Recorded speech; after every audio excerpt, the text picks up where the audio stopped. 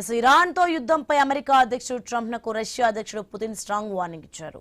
ఆ దేశంపై మళ్లీ సైనిక చర్యకు దిగితే అత్యంత ప్రమాదకర పరిస్థితులు ఎదుర్కోవాల్సి వస్తుందని హెచ్చరించారు. ఈ విషయాన్ని క్రెమ్లిన్ సహాయకుడు యూరీ ఉషాకోవ్ వెల్లడించారు.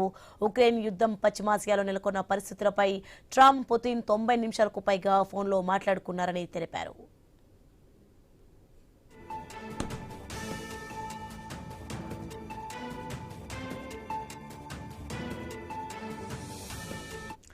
ఇరాన్తో కాల్పుల విరమణ పొడిగించాలన్న ట్రంప్ నిర్ణయాన్ని పుతిన్ స్వాగతించారు. ఈ చర్యతో దౌత్య చర్చలకు మార్గం సుగమం అవుతుందని అన్నారు.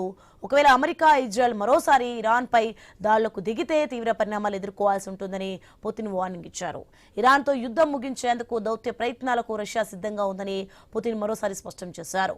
ఉక్రెయిన్ సరిహద్దు వెంబడి పరిస్థితులపై ఇరు దేశాల నేతలు చర్చించుకున్నారు.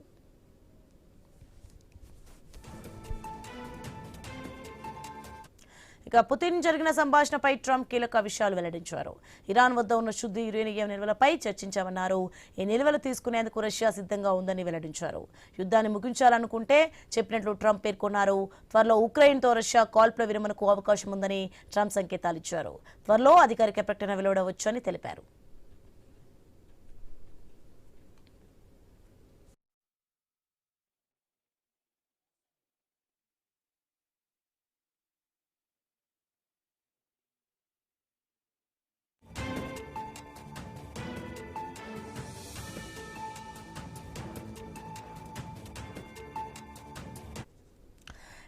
ఇరాన్తో అయితే యుద్ధంపై అమెరికా అధ్యక్షుడు ట్రంప్నకు రష్యా అధ్యక్షుడు పుతిన్ అయితే స్ట్రాంగ్ వార్నింగ్ ఇచ్చారు. రైట్, ఇదే అంశానికి సంబంధించి మరింత సమాచారం ఎనాలిసిస్ కార్తిక్ జాయిన్ అవుతున్నారు. నమస్తే అండి కార్తిక్ గారు.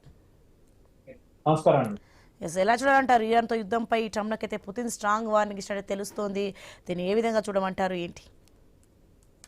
అంటే ఒక విషయం అండి, ఎవరో వార్నింగ్ ఇచ్చారు, ఎవరో ఏదో అన్నారు అన్నదాని కాకుండా ట్రంప్ తానుగా సమీక్ష చేసుకోగలగాలి. యుద్ధం వల్ల జరిగిన పరిణామాలు, యుద్ధం వల్ల ప్రపంచాన్ని ఇబ్బంది పెట్టడం, యుద్ధం వల్ల ద్రవ్యోల్బణం పెరగటం, యుద్ధం వల్ల అమెరికా కాస్ట్ ఆఫ్ లివింగ్ పెరగటం తప్ప ఏమైనా ఉందా దాంట్లో ఉపయోగం? నేను ట్రంప్ భాషలోనే చెప్తాను. తను అమెరికా అధ్యక్షుడిగా రెండోసారి ఎన్నికల ప్రచారంలో పాల్గొంటున్న సమయంలో ట్రంప్ చెప్పిన మాట ఒకసారి గుర్తెచ్చుకోండి. ప్రపంచంలో యుద్ధాల మీద అమెరికా ఎక్కువగా ఇన్వెస్ట్ చేస్తుంది, దానివల్ల అమెరికా చాలా నష్టపోతుంది. నేను అధికారంలోకి వచ్చిన తర్వాత ఈ అనవసరపు యుద్ధాలన్నీ ఆపేస్తాను అని ఆ రోజు చెప్పారు. కానీ ఇప్పుడు ట్రంపే యుద్ధాలు దిగటువంటి అర్థం ఏంటి? పైగా మొన్నటిదాకా ప్రపంచ యుద్ధాలన్నీ నేనే ఆపాను, నోబెల్ శాంతి బహుమతి నాకే ఇవ్వండి అని చెప్పిన వ్యక్తి ఇవాళ ఇరాన్ మీద యుద్ధం చేస్తాను, తర్వాత డెన్మార్క్ మీద గ్రీన్లాండ్ కోసం యుద్ధం చేస్తాను, లేదా క్యూబా మీద యుద్ధం చేస్తాను. ఈ రకమైనటువంటి వైఖరి మనం ఎట్లా అర్థం చేసుకోవాలి? అంటే చెప్పేది ఒకటి, చేసేది ఒకటి అనేటువంటి వైఖరి. ఇది ఖచ్చితంగా ట్రంప్ యొక్క క్యారెక్టర్ని, ట్రంప్ యొక్క క్రెడిబిలిటీని, ట్రంప్ యొక్క పాపులారిటీని బాగా తగ్గిస్తుంది అని నేను చెప్తున్నానండి. కాబట్టి అంటే ఎవరో రష్యా అధ్యక్షుడు ఒక వార్నింగ్ ఇవ్వటమో, లేదు పాకిస్తాన్ అధ్యక్షుడు సలహా ఇవ్వటమో, ఈ పరిస్థితికి ట్రంప్ రాకూడదు, అమెరికా అధ్యక్షుడు హోదాలో ఉంది అనేది నా వాదన. ఎస్ కార్తిక్ గారు, మరి మొత్తానికి ట్రంప్ పుతిన్ చూసుకుంటే 90 నిమిషాలకు పైగా ఫోన్ సంభాషణ జరిగినట్లుగా తెలుస్తుంది. అంటే ముఖ్యంగా దీంట్లో అసలు ఏముంది, అసలు ఏం చర్చించాలనుకుంటున్నారు, అసలు వాళ్ళ ఉద్దేశం ఏంటి అసలు? యాక్చువల్గా పుతిన్ కి ట్రంప్ కి మధ్య వ్యక్తిగతమైనటువంటి సంబంధాలు ఎప్పటి నుంచి ఉన్నాయి. రెండోది, ఈ మధ్య కాలంలో ఇరాన్ వాళ్ళు పుతిన్ ని కలిశారు. వాళ్ళు పాకిస్తాన్ ని నమ్మట్లేదు, పాకిస్తాన్ ని మధ్యవర్తిగా పెట్టుకొని చర్చలకు ముందుకెళ్ళడానికి ఇరాన్ అంత పెద్దగా ఇష్టపడట్లేదు. అందుకని మధ్యలో పుతిన్ సహాయం అడిగారు. ఆ పుతిన్ ఇరాన్ వాళ్ళ తరఫున ఒకరితా పుచ్చుకొని ట్రంప్ తో మాట్లాడి ఉండవచ్చు. ఆ మాట్లాడే క్రమంలో ప్రపంచంలో ఉన్నటువంటి అన్ని రకాల యుద్ధాలు, రష్యా ఉక్రెయిన్ యుద్ధం చర్చకు ఉండొచ్చు, ప్రపంచం మీద అమెరికా వేస్తున్న టారిఫ్లు చర్చకు వచ్చి ఉండొచ్చు, ఇరాన్ తో జరిగినటువంటి యుద్ధ ప్రభావం, తర్వాత ఇతర గల్ఫ్ దేశాల మీద ప్రభావం, ఇవన్నీ చర్చకు వచ్చి ఉండొచ్చు.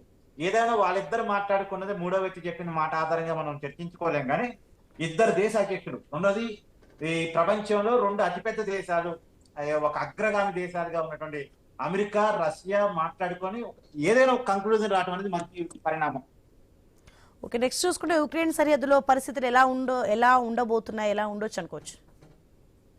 ఇప్పుడు నిజానికి ఉక్రెయిన్ కనుక అమెరికా, బ్రిటన్ సహాయం ఆఫ్ చేస్తే, నాటోలో మేము ఉక్రెయిన్ ని చేర్చుకోమని కనుక క్లియర్ కట్ ఇండికేషన్స్ ఇస్తే, ఇక రష్యా ఉక్రెయిన్ యుద్ధం కూడా ఆగిపోయినట్టేగా. సో ఆ వైపుగా ఆలోచించారు. ఇప్పుడు యుద్ధం వల్ల ఒకటి గెలిచేది ఉండదు, ఒకటి ఓడేది ఉండదండి. ఇప్పుడు గెలిచేవాడు నష్టపోతాడు, ఓడిన వాడు నష్టపోతాడు. కాదు ఒకడు ఎక్కువ ఒకటి తక్కువ. యుద్ధంలో అందరూ ఓడిపోయేవాళ్ళు. నా ఉద్దేశం చెప్పాలంటే యుద్ధంలో అందరూ ఓడిపోయేవాళ్ళే. మనం ఎన్ని యుద్ధాలు చేయలేదు కానీ యుద్ధంలో ఇప్పుడు రష్యా ఉక్రెయిన్ యుద్ధం స్టార్ట్ అయ్యి ఎన్ని సంవత్సరాలు అవుతుంది? కొన్ని సంవత్సరాలు అవుతుంది. యుద్ధంలో ఎవరేం సాధించినట్టు? ఆ పెద్ద దేశమైన అమెరికా నష్టపోయింది, రష్యా నష్టపోయింది, చిన్న దేశమైన ఉక్రెయిన్ నాశనం అయిపోయింది. తర్వాత ఇప్పుడు ఇరాన్, అమెరికా, ఇజ్రాయిల్ అమెరికా కలిసి ఒక చిన్న దేశం మీద యుద్ధం చేసి ఎంత తొందరగా విజయం సాధించారు, కానీ సాధించారా? ఇప్పుడు ఇజ్రాయెల్ నష్టపోయింది, అమెరికా తీవ్రంగా నష్టపోయింది, ఇరాన్ పూర్తిగా కొలాప్స్ అయిపోయింది. సో యుద్ధం వల్ల ఓడిన వాళ్ళు నష్టపోతారు, గెలిచిన వాళ్ళు నష్టపోతారు. యుద్ధం అనేది అనవసరమైనటువంటి పని అనేటువంటిది నా యొక్క వ్యక్తిగత ఉద్దేశం. Okay, thank you.